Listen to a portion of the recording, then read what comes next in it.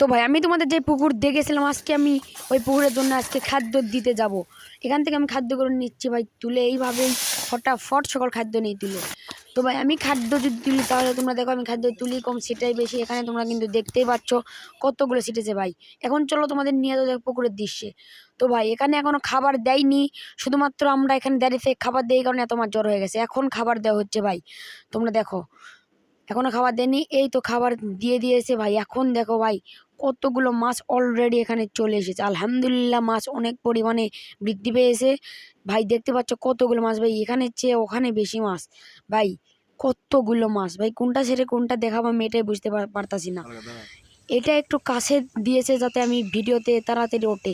তোমরা ভিডিওটা দেখো এবং আমার ভয়েস এনজয় করো। তো ভাই আমি আনতে চলেছি একটা লং ভিডিও সিরিজ, যেটা হবে রঙিন মাছ। সবচেয়ে লো এন্ড প্রাইসে আমরা কীভাবে ঘরে ছোটোখাটো একটা রঙিন মাছের ফার্ম পারবো দিতে, ভবিষ্যতে ওই ফার্ম থেকেই বড় কিছু করতে পারবো আমি, সেইটাই তোমাদের দেখাবো ওই সিরিজে।